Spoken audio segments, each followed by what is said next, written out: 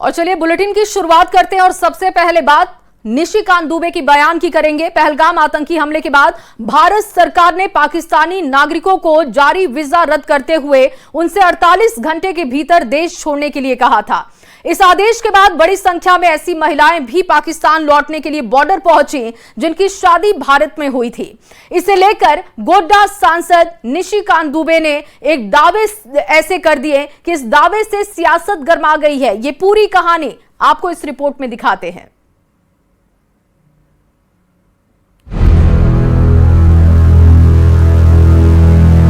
पाकिस्तान की लड़कियां यहां ब्याही गई हैं और वो भारत की नागरिक बन नहीं सकती, बनी नहीं है, वर्षों से यहां रह रहे हैं। ये चौंकाने वाला दावा गोड्डा सांसद निशिकांत दुबे ने किया है। अपने बेबाक बयानों के लिए मशहूर सांसद निशिकांत दुबे ने कहा कि भारत में 5 लाख से अधिक पाकिस्तानी महिलाएं हैं जो शादी करके भारत आई और आज तक उनको भारत की नागरिकता नहीं मिली। साथ ही उन्होंने सवाल उठाया है कि आखिर किस मकसद को पूरा करने के लिए भारत की लड़कियों और पाकिस्तान के लड़कों के बीच इतनी शादियां करवाई गई। सांसद ने इस विषय पर सरकार से ठोस कदम उठाने और जांच एजेंसियों से इस ट्रेन की तह तक जाने की मांग की। उसमें 2 तरह के वीजा हैं जो कि अलार्मिंग है और उनकी एक गहन जांच की आवश्यकता है कि पाकिस्तान की लड़कियां यहां ब्याही गई हैं और वो भारत की नागरिक बन नहीं सकती, बनी नहीं है, वर्षों से यहां रह रहे हैं और पाकिस्तान के लड़के भी यहां ब्याहे हैं। अब किस मंतव्य और मोटिव के साथ वो ब्याहे हैं, ये एक जांच का विषय है। निशिकांत दुबे के इस बयान पर सियासत भी गर्मा गई। कांग्रेस के पूर्व प्रदेश अध्यक्ष राजेश ठाकुर ने कहा कि निशिकांत दुबे की बातों को तवज्जो देने की जरूरत नहीं है क्योंकि वे ऐसी बहकी बातें अक्सर करते रहते हैं। निशिकांत दुबे जी की बातों को कोई बहुत तवज्जो देने की जरूरत नहीं है, वो लगातार इस तरह की बहकी बातें करते हैं। पहलगाम हमले के बाद सांसद निशिकांत दुबे लगातार पाकिस्तान पर हमलावर। इसके पहले वे 2025 के बाद दुनिया के नक्शे से पाकिस्तान के मिट जाने का दावा कर चुके हैं। अब देश में 5 लाख पाकिस्तानी महिलाओं के होने का दावा किया है। उन्होंने कहा है कि राष्ट्रीय सुरक्षा के लिहाज से इस मामले को नजरअंदाज करना खतरे से खाली नहीं है। न्यूज़ 18 के लिए देवघर से मनीष दुबे के साथ रांची से गौरव झा की रिपोर्ट।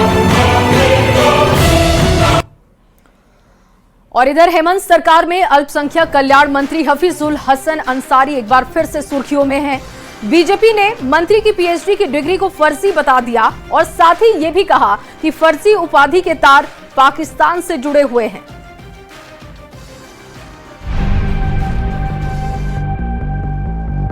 शरीयत को संविधान से ऊपर बताकर अपनी किरकिरी करा चुके मंत्री हफीजुल हसन एक बार फिर से विवादों में हैं। बीजेपी ने मंत्री की पीएचडी की डिग्री को फर्जी बताया है। बीजेपी का कहना है कि Bharat virtual open international university पूरी तरीके से फर्जी है और देश के अंदर उसकी कोई मान्यता नहीं है। साथ ही ये भी कहा कि यूनिवर्सिटी को शरीयत को मानने वाले लोगों ने ही बनाया है। ऐसा इंस्टीट्यूशन जो फेल बच्चों को 10वीं 12वीं की गारंटी दे रहा है, जो पैसे लेकर के डिग्रियां बांट रहा है 10th और 12th की, उन्होंने हमारे यहाँ के मंत्री को डॉक्टरेट की उपाधि दे दी। एडिशनल कंसल्टेंट ने हफीजुल साहब को कह दिया कि आप आज से क्या है, डॉक्टरेट है, पीएचडी है। मंत्री हफीजुल हसन की पीएचडी की डिग्री को फर्जी बताने के साथ ही बीजेपी ने उनकी डिग्री का पाकिस्तान कनेक्शन का भी आरोप लगाया। वहां से लेके सारा फर्जीवाड़ा किया और जैसा उन्होंने कहा था संविधान और शरीयत में मैं शरीयत को पहले चुनूंगा, तो उन्होंने ये साबित कर दिया कि पाकिस्तान से जो शरीयत कानून जो प्रोफेसर बना देता है, जो शरीयत कानून वहां के ईस्ट अफ्रीका को एक एफिलिएशन देता है, वहां से एक एफिलिएशन मिलता है यहाँ पर रांची में भारत नेशनल वर्चुअल यूनिवर्सिटी को, और वही एफिलिएशन इनको मिल जाता है। संविधान और शरीयत को लेकर दिए गए विवादित बयान के बाद से बीजेपी मंत्री हफीजुल हसन अंसारी पर हमलावर है। अब बीजेपी ने हफीजुल अंसारी से डॉक्टरेट की मानद उपाधि वापस करने के साथ ही जनता से माफी मांगने की मांग की है। न्यूज़ 18 के लिए रांची से निरंजन कुमार की रिपोर्ट।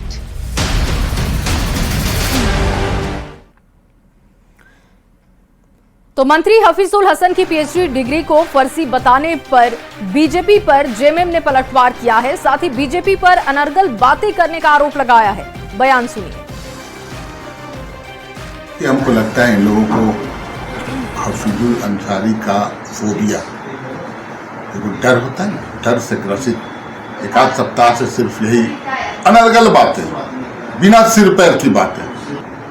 हफीज अंसारी जी को जो मानद उपाधि दी गई है, मानद उपाधि एक सम्मान होता है और कोई भी यूनिवर्सिटी वो देती है और देती रही है। जिस यूनिवर्सिटी की बात हो रही है,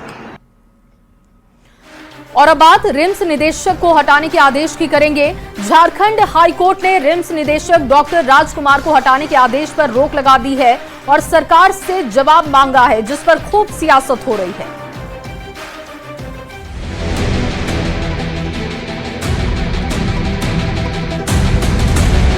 रिम्स के निदेशक डॉक्टर राजकुमार को उनके पद से हटाए जाने के मामले में सरकार को झारखंड हाई कोर्ट से झटका लगा है। कोर्ट ने स्वास्थ्य मंत्रालय के उस आदेश पर रोक लगा दी जिसमें डॉक्टर राजकुमार को उनके पद से हटा दिया गया था। डॉक्टर राजकुमार ने झारखंड सरकार के इस आदेश को चुनौती देते हुए हाई कोर्ट में याचिका दाखिल की, जिस पर सोमवार 28 अप्रैल को सुनवाई हुई। हाईकोर्ट ने रिम्स निदेशक डॉक्टर राजकुमार को हटाने के आदेश पर रोक लगाते हुए सरकार से जवाब तलब किया। इस मामले पर अब अगली सुनवाई 6 मई को होने वाली है।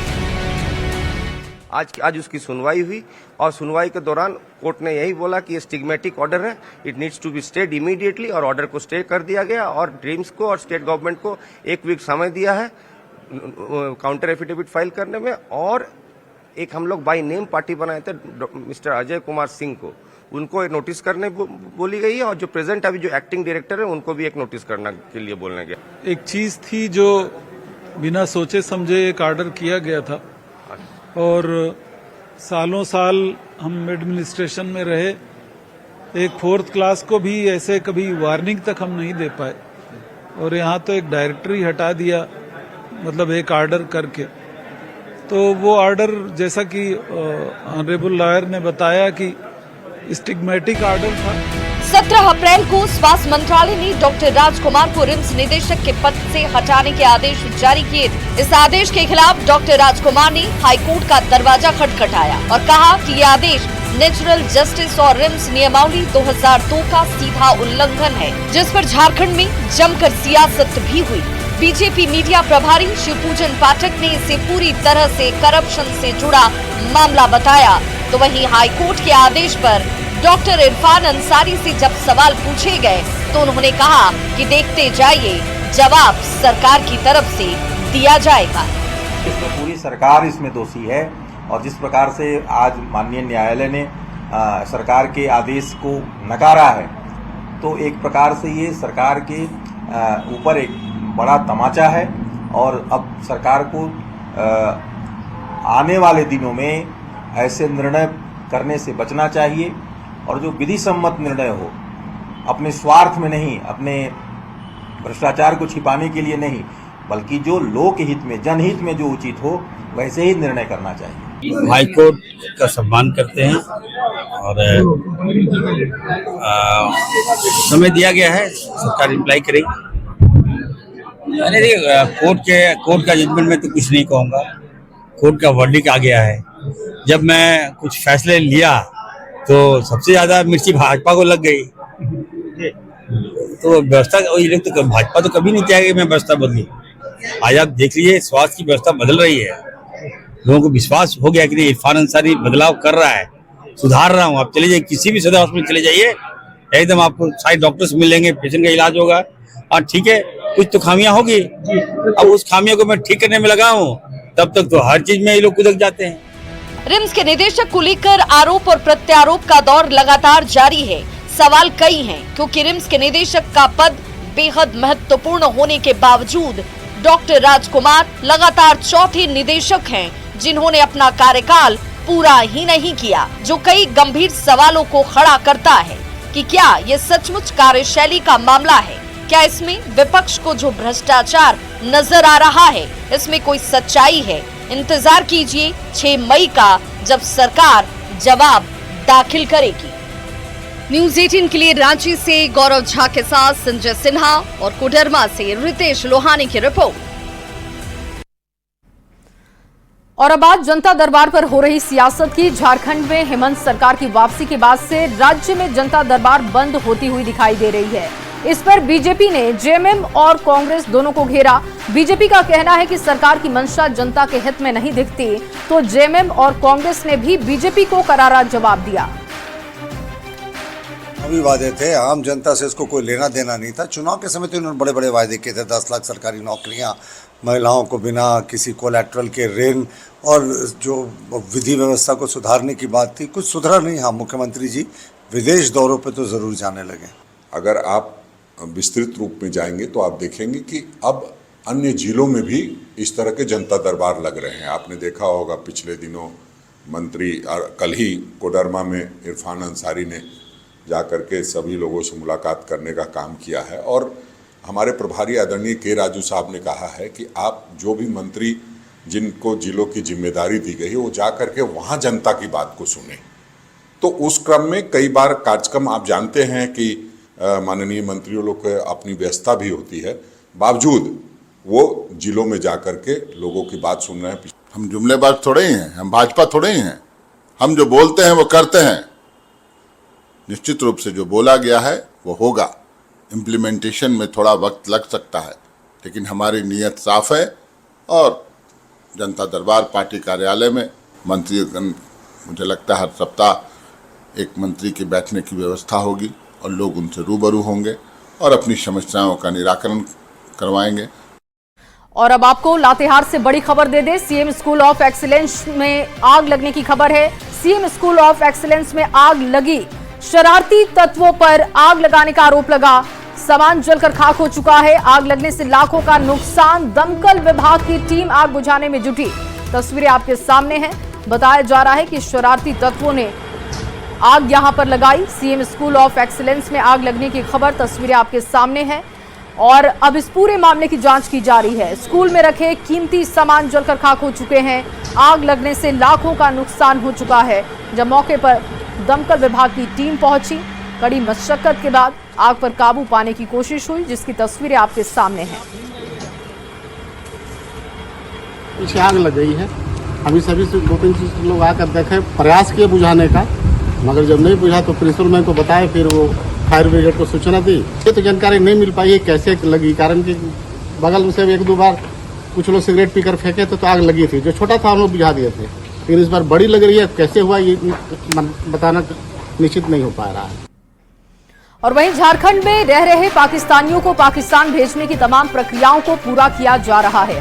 रांची के डोरंडा इलाके में 3 पाकिस्तानी नागरिकों को दिल्ली भेजा गया, जहां से वो पाकिस्तान जाएंगे। मामले पर डीजीपी ने कहा कि भारत सरकार का जो आदेश आया है उसके अनुसार काम हो रहा है। आज को बोल दिया है कि आप FRRO जो हमारे झारखंड के कलकत्ता में बैठते हैं उनसे कांटेक्ट करके लेटेस्ट फिगर प्राप्त कर ले। हमारे पास जो जानकारियां थी वो सभी हमने सभी को नोटिस कर दिया। सभी लोग यहाँ से चले गए होंगे। IG स्पेशल ब्रांच को कार्य दिया गया है, except for long term visa. Long term visa के 7 व्यक्ति है जो झारखंड राज्य में है, जिनको जो इससे एग्जम्प्ट है। और वहीं बोकारो में पुलिस के डर से महिला नक्सली सुनीता मुर्मू ने सरेंडर कर दिया है। SP CRPF 154 बटालियन के कमांडेंट अपर समाहर्ता और SDPO ने महिला नक्सली के फैसले का स्वागत किया और महिला को मुख्य धारा में शामिल किया। SP ने बताया कि मुठभेड़ में ये महिला नक्सली मौके से फरार हो गई थी और इसके बाद से लगातार पुलिस की दबिश की वजह से इसने झारखंड सरकार के आत्मसमर्पण नीति से प्रेरित होकर सरेंडर कर दिया है। आत्मसमर्पण करने का उसने जताया है कि हम आत्मसमर्पण करेंगे, तो इसी के अनुसार हम लोग सब उनको मुख्य धारा में जोड़ने के लिए उनका सरेंडर को मतलब, तो अब जो पॉलिसी है, पॉलिसी के अनुसार मेरे ख्याल से उनको 3 लाख पहले मिलता है, उसमें एक टेन्यूर रहता है 1 लाख का, तो वो वाला उनका मिला जाएगा। फिर उसके बाद उनका जो डिस्ट्रिक्ट एडमिनिस्ट्रेशन और कमेटी के अंदर जो वो होता है एक ज़मीन का भी प्रावधान है, वो भी देखा जाएंगे और इंश्योरेंस वगैरह, घर का खर्चा, वो सब देखा जाएगा। ये आत्मसमर्पण किया गया है। आत्मसमर्पण के पश्चात जैसे सूचना ये मिली है, उसके बाद हम लोग उसको तुरंत उसको मुहैया कराएंगे। नक्सलियों के लिए यही संदेश है कि समाज में भय का कोई स्थान नहीं है, सरकार में भय का कोई स्थान नहीं है। जल्द से जल्द अपने नक्सलवाद से अपना मुंह मोड़ें और सरकार की आत्मसमर्पण नीति का फ़ायदा उठाते हुए मुख्य धारा में लौटें और अपनी नई जीवन की शुरुआत करें। और अगली खबर रांची से, जहां रांची में बार संचालकों की मनमानी कम नहीं हो रही। 12 बजे के बाद भी कई बार शराब परोसने की खबर सामने आ रही है और इसी को लेकर एक बार में पुलिस ने दबिश दी। बता दें कि रात 12 बजे के बाद भी तेज साउंड में डीजे बजाया जा रहा था और इसकी सूचना पाकर मौके पर पुलिस की टीम पहुंची। मौके से डीजे को जब्त किया गया है। नशे में धुत युवक युवतियां जब बार से बाहर सड़क पर निकले तो पुलिस से धक्का मुक्की करने लगे। मामले पर पुलिस का कहना है कि देर रात तक अगर कोई बार खुला रहता है तो विधि व्यवस्था पर असर पड़ता है। हंगामा करने वालों पर एफआईआर भी किया गया है। इस घटना में सहायक उत्पाद आयुक्त के निदेशक पर 3 सदस्य टीम बनाने की बात कही उन्होंने, जिसे 24 घंटे के अंदर रिपोर्ट सौंपने का निर्देश है। और एक छोटा सा ब्रेक लेंगे, जल्द हाजिर होंगे, आप बने रहिए हमारे साथ।